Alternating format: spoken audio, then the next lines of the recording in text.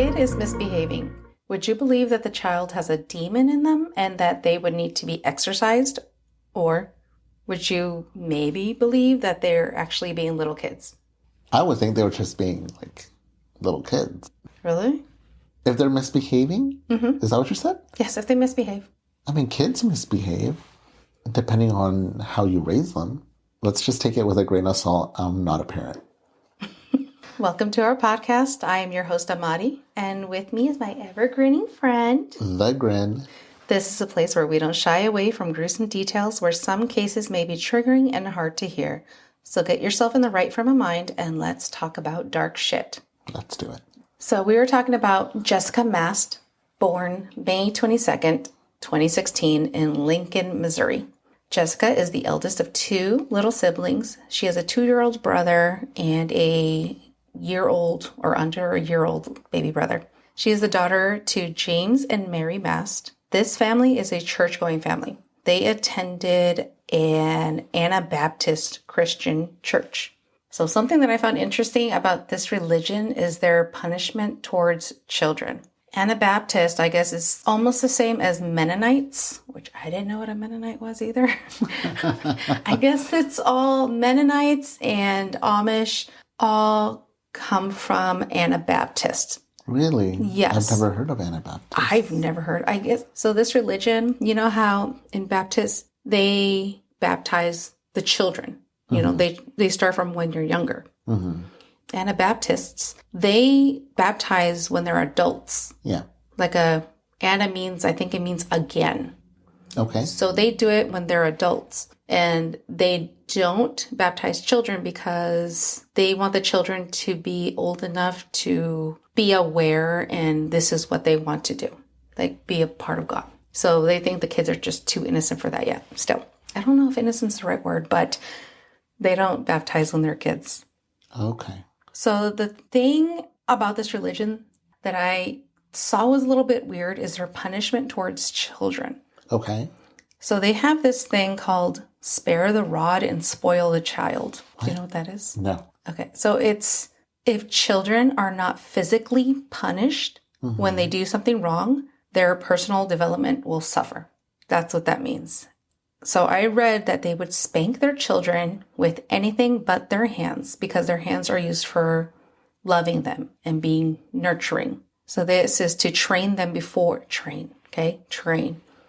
they start misbehaving and not giving them, the countdown, like 5, 4, listen to me. Okay. No, they start like from the beginning before, like if they start seeing them misbehaving, they start with like spankings. Yeah, spanking with a rod, which is usually like a stick, a wooden spoon, just not their hands.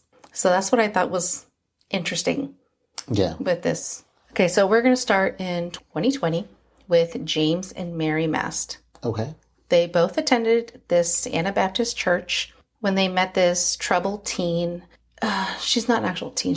Her name was Courtney Almond. She was a troubled older teen who needed counseling. And James, who was in his late 20s, offered to take her 15 hours away to her counseling. But he and Courtney ended up staying in a cabin together for 2 weeks. Just them two, for 2 weeks. While Mary was at home, pregnant, and giving birth to their third child. Once the two returned, he somehow convinced Mary about letting Courtney move in with them. I don't know about you, but I'd be pissed. Like, you were gone for 2 weeks with her, gallivanting, and now you want her to move in? While I was giving birth? Yeah, she had to do everything. Like, how can you not be pissed off? Yeah. I don't even know if they're allowed to be pissed off in this religion. Maybe they're not. Maybe that's why. I should have looked into how the wives behave. What's the appropriate behavior? But since Courtney moved in, she didn't stay there long because she ended up getting kicked out, or she moved out, but I think it says kicked out in November of 2020 and claims that James was sexually abusing her. But lucky for her, their neighbor went to the same church. Mm-hmm. So he let her move in with him and his wife. So his name is Ethan and Phyllis Mast. Same last name, not related. What? That is not a common name. I was going to say, it's not a common last name, though. No. So it was said that Courtney, she's a quick one, and she started sleeping with Ethan. What? Yeah, I don't know if his wife Phyllis knew anything, but it was pretty quick. Okay, so I don't know what type of influence Courtney had, but she either maybe convinced Ethan that James' wife, Mary, the neighbors, had a demon inside of her and that something needs to be done or the kids will be next, getting a demon inside of them. Somewhere between 2 to 5 weeks, I've heard both 2 or 5 weeks before this date of December 19th, 2020, Ethan and Courtney started coming over to James and Mary's home to basically harass them. For some weird-ass reason, they both believed Courtney had direct access to God and was able to speak to him, or rather that God could speak through her. For a couple weeks, the couple would come over whenever they wanted because Courtney still had a key to their house. Knowing that James had a security or a surveillance system set up in their house because he worked a lot, so he wanted to, I guess, keep an eye on the family.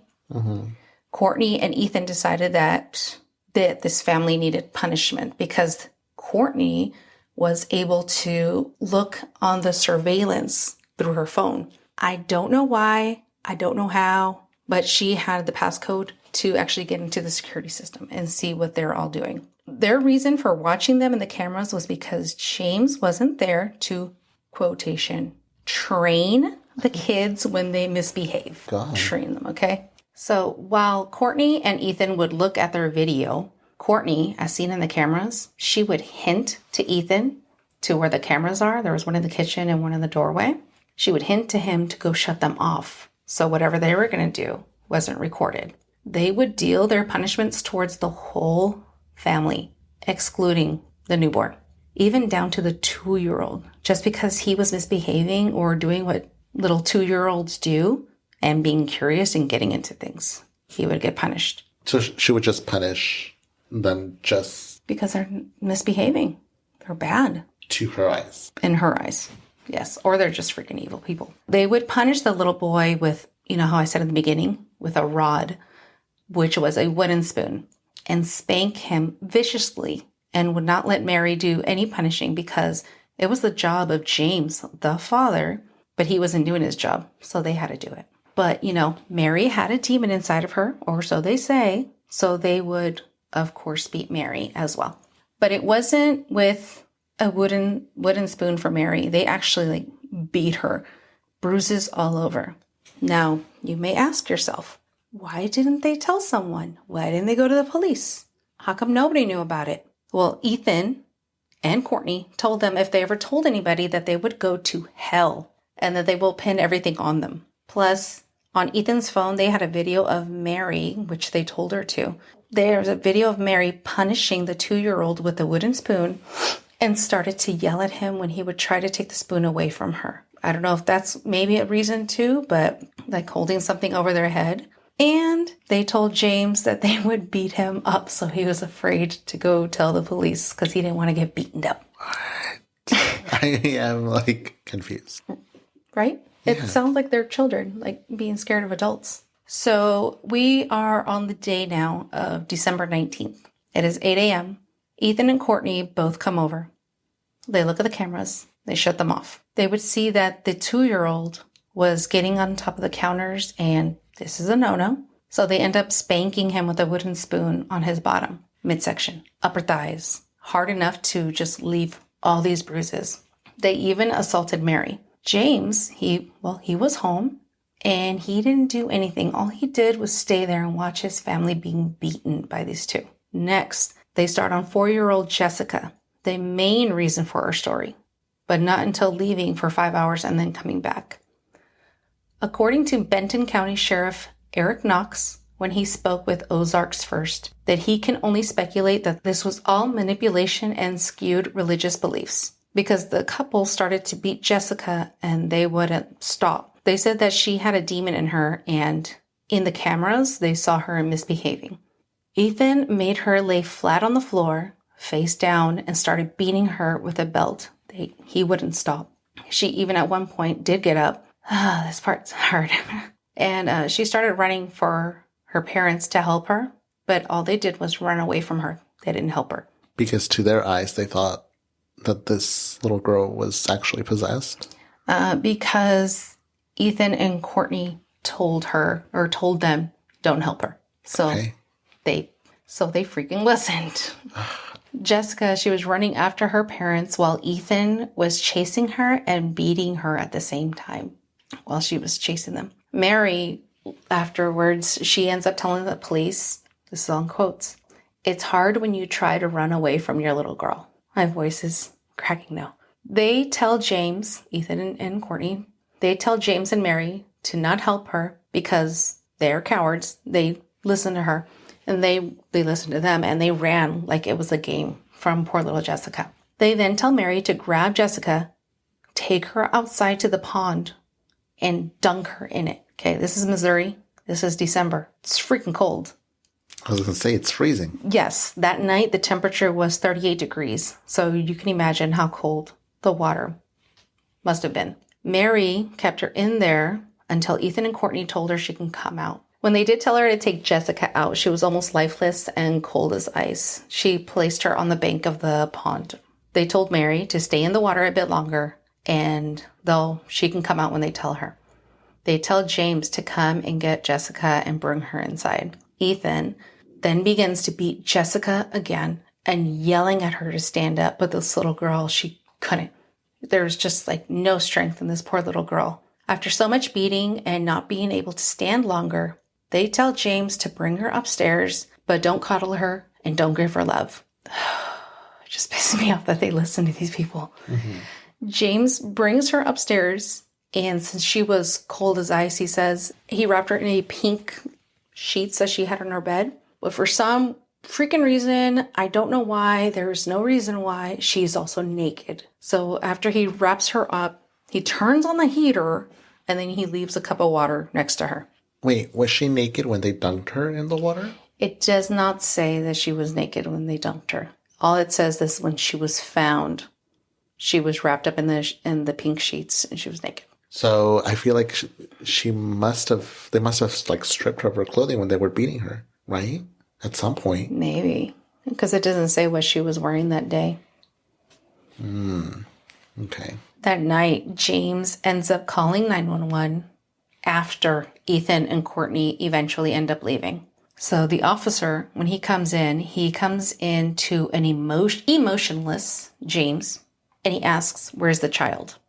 James points to the top of the stairs, to the room at the top. And when he gets there, he sees her little tiny frozen body with a pink sheet wrapped around her with vomit beside her head. When the sheets were removed, he saw that she had severe bruising from her neck to her feet, front and back, and not all of it was recent. There was old bruising as well. On the back of her legs, she had open wounds of ruptured blisters. Ooh. And the wounds, they looked like they came from a belt, the officer said.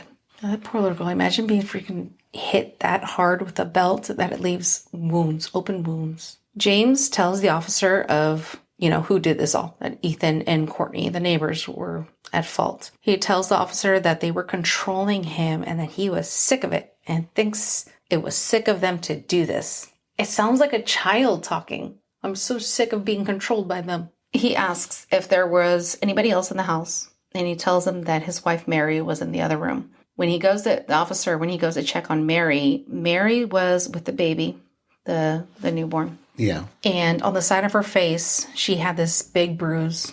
It looked like an old bruise. And luckily the baby had no harm done to him. But he did find the little 2-year-old that had all the beatings on him. The police officer asks Mary why she didn't report it. And she said the neighbors were doing it for God. She believed it until it started getting serious. Says that all those beatings weren't bad until that day. Mary also told the officer that James, even though you couldn't see it, he had bruising too. But his happened a few weeks ago, but his was because he got a whooping. He got a whooping. A whooping. Like the old school, smacks on the ass. His ass was bruised. Really? Oh, was it really? Yeah. Oh, what? He got a whooping. So they were like children. Yeah. So did they just brainwash these people? Well, the officer said it was manipulation, so I'm guessing, like, I guess since I'm not trying to talk bad about churchgoers or anything like that, but they really did believe, sorry for the train, they really did believe that Courtney could speak to God or God can speak through her, and they were, I guess, that scared of hell enough to hurt your children or let your children be hurt. That's insane. I'm not trying to talk mess about other people who do believe in God and everything. Like, yes, but this is horrible. This is your family. You're supposed to be taking care of your family, protecting your family. Yeah, that's insane. Yeah. When Mary was told by the officer that CPS was going to take her children away, she says that she understood because she shouldn't have fallen for it. This hurts my stomach. This angers me. And is it basically like, oh, well? It sounds like it. It sounds like it. Mary, at the time, was 31. She pleaded guilty to first-degree child endangerment in Benton County Court. Prosecutors agreed to drop 7 other charges against her, including first-degree murder, as long as she testifies against her co-defendants in the case. This was the last thing I heard about this case was in January 2023. And I don't understand why, but there was a little clip of that day when they gave her the sentence. She was walking out of the court smiling. Stop. Mary? Yeah, she was just smiling. She's insane. It was weird because, like, I don't know how to explain her smile. How do I explain it? Her smile was just like... Was it like a sinister grin? No. Sinister grin. Our name? No, it was just... It was almost like a child being told, good job. And you had that little, like, oh, thank you. Wait, so were they acting like children even before? Did they have mental issues before they met? It doesn't say that they had mental issues. I didn't see anywhere that they had mental issues. Yeah. But the whole thing, like how they acted and what they told, the police officer just made no, I don't know. It almost sounds like they do have something. Like there's something not clicking in the noggin. I guess. Because I know for damn sure I would not fall for any of that or listen to anything that they said or what Ethan and Courtney were saying. Yeah. I don't know, maybe because I think normal. I know I wouldn't fall for that. You wouldn't fall for their manipulation? No, I don't get it. It's annoying. Maybe there's something wrong with them. There has to be something wrong with them because... Maybe they were that religious, like almost like fanaticism. Like what? Fanatics?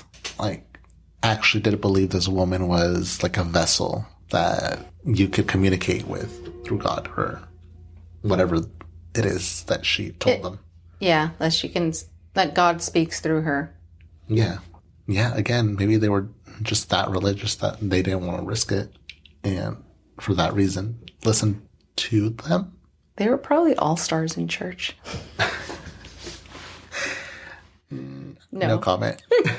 The only other thing I can find was that in February 2022, Ethan Mast finally pleads guilty after pleading not guilty. And he got murder, second-degree felony murder. Good. Yeah. Courtney ended up getting second-degree murder as well. Good. And I don't recall seeing what James got. I just know that he pled guilty. So we're still waiting to hear the actual outcome. Maybe he gets the same as Mary? No. He originally was going to get a lesser charge, but they did. I think they upped it. I want to say they upped it to first degree. Okay. Because they didn't have proof that he did anything.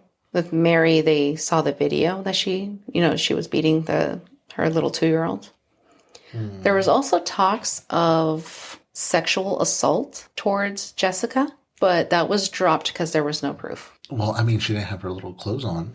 That's true. But I'm also thinking, because I did think of that, because she didn't have her clothes on. But then I was also thinking that maybe James took her clothes off when he brought her upstairs because it was soaking wet and he felt how cold she was. Because he did wrap her in a sheet and then turn up the heater. So maybe he thought of taking off her clothes so she's not freezing more with wet clothes on. Maybe. But he did say when he brought her upstairs that he believes that she was still alive, which I think she was because there was vomit next to her head and it wasn't there before. I just get weird. I know. This was very, very sad, and just, she's 4. Like, being little, and the 2-year-old, like, they're being little kids, and you think they have a teenage. Yeah, the little 2-year-old was beaten up too, huh? Yeah. Just for, like, one of the times, I think that morning of the 19th, he got on the counters, and Courtney saw that on the freaking surveillance. So he needed to be, what did I say, punished by the rod? Spoil the child? Yeah. But I don't know. I still can't wrap my head around these 2 grown adults. James and Mary? Yes, falling for Courtney's act. I don't know either. I don't know how this religion or what their theology, how it works. Mm-hmm. Or maybe these 2 individuals, again, are just that super religious to the point where it's almost, what's the word I'm going to use? I don't know, a bit crazy. So yeah, that ends my whole sad story of the supposed exorcism of Jessica Mast and dumbass parents not fighting for their children. Very well. So remember to be well. Be safe. And see you next time. Bye.